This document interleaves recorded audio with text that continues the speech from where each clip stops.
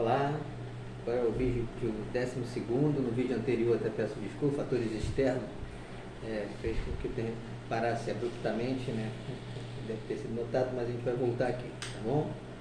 Nós estamos falando dos incisos 1, 2 e 3 do artigo 153 da Lei Complementar 0066/2019, que é o novo Estatuto do Servidor Público Municipal de Rio das Ostras, e nós estamos estudando os regimes disciplinares.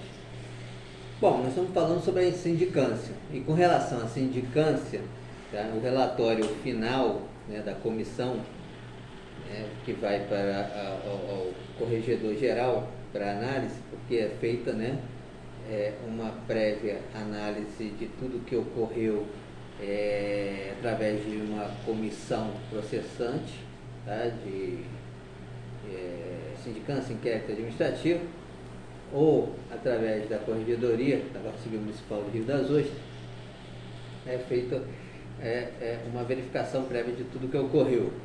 Para se entender melhor, é como se a nova legislação, o pacote anticrime que veio, o juiz das garantias, né?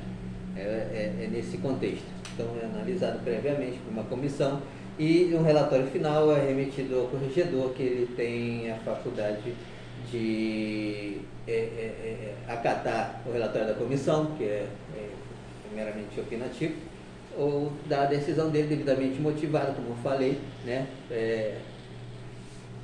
pela Constituição Federal, né, que é o princípio da motivação dos atos, sejam judiciais ou administrativos. Ele vai ter que fundamentar, né, a sua decisão final, não importa.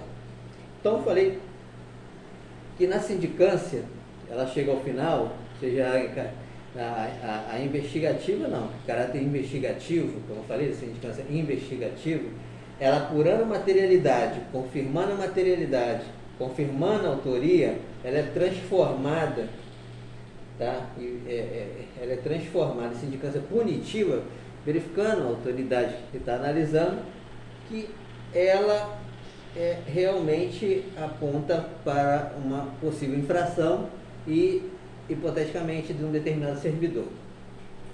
Então, ela confirmando que existe, né, a materialidade e a autoria, ela se transforma em sindicância punitiva. E sim, na punitiva, né, com os meios probatórios mais, né, dilatados, o servidor vai se defender, propriamente dito, da infração que cometeu, previsto aí na portaria inaugural da sindicância punitiva, tá bom? Então, o que acontece? Na sindicância propriamente dita, punitiva, vai chegar ao final, ou na sindicância investigativa, a sindicância investigativa ela só tem dois cunhos, né, que é o inciso 1º do artigo 153, ela vai determinar o arquivamento da sindicância pura e tão somente, ou vai apontar que realmente houve a infração, tem a materialidade e tem o nome do servidor, então ela vai, naturalmente, um trampolim, virando sindicância punitiva.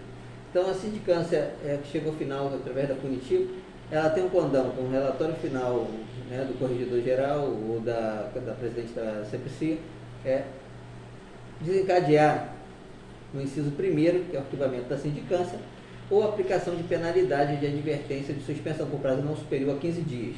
E o terceiro, que é a instauração de processo administrativo disciplinar, ou inquérito administrativo, que eu gosto mais de utilizar, seja em razão de maior gravidade da infração, seja pela necessidade de maiores apurações. Então, recordando o que eu havia dito lá atrás, na sindicância, pelo artigo 150, parágrafo único, que é verificado que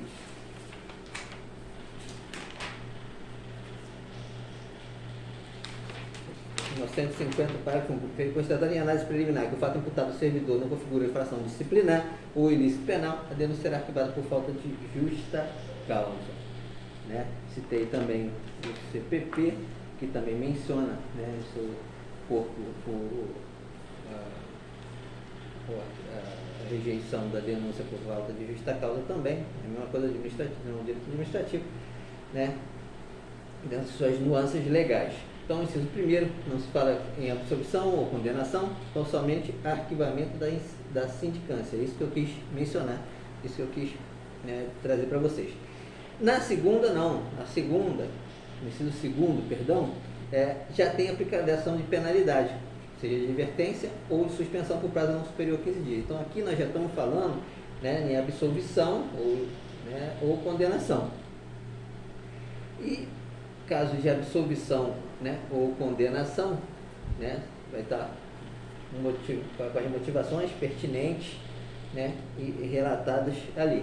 E no caso de absolvição, será naturalmente, vamos atender aí a regra do artigo 386 do Código de Processo Penal, quando diz lá que o juiz absolverá o réu, mencionando na cláusula da parte dispositiva, desde que reconheça. Então é a mesma coisa, né, desde que a autoridade administrativa que está analisando, seja o presidente da CPCIA, seja o corregedor geral, chega no final, verificando que está aprovada a inexistência do fato, não haver prova da existência do fato, não constitui o fato infração penal, está provado que o réu não concorreu para a infração penal, não existe prova de que o réu tenha concorrido para a infração penal, ou existir circunstância que exclui crime ou isente o réu de pena. E, por fim, não existe prova suficiente para a condenação. Se eu estou lendo, né, o texto frio do Código de Processo Penal, artigo 386, que para o âmbito administrativo, nós estaríamos falando assim, não está estar provada a inexistência da infração administrativa, no inciso 1º. 2, né, não haver prova da existência dessa infração administrativa, foi supostamente mencionada. Inciso 3º, né, não constituir, né, aquela situação, né, que é o exame dos fatos, um fato relacionado à infração administrativa disciplinar, tá?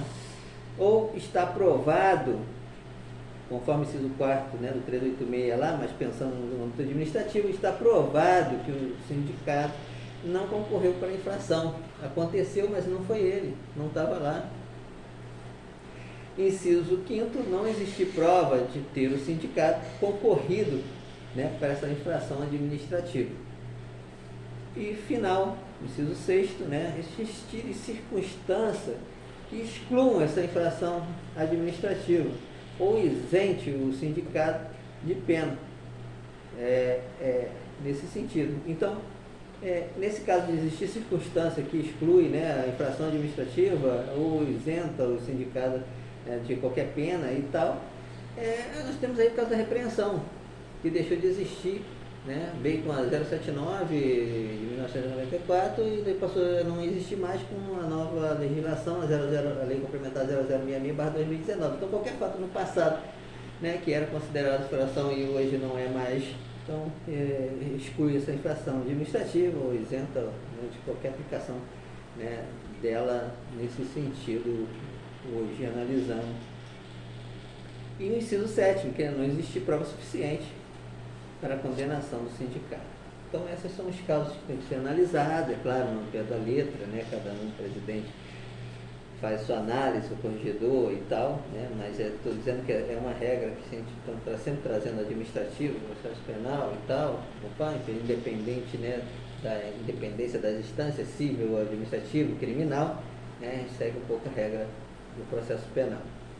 E daí, ia só elencar, artigo 154, o prazo para a conclusão da sindicância não excederá 60 dias, podendo ser prorrogado por igual período, a critério da autoridade que determinou sua abertura, mediante decisão fundamentada. Então, é 60 dias, uma portaria de instauração inaugural, ele fala, né, 60 dias para apurar e chegar ao final, ou, né, a nova portaria, né, prorrogando para mais 60, 120 dias, mediante decisão fundamentada, seja o presidente da CPCIA, da corregedoria, seja o que for.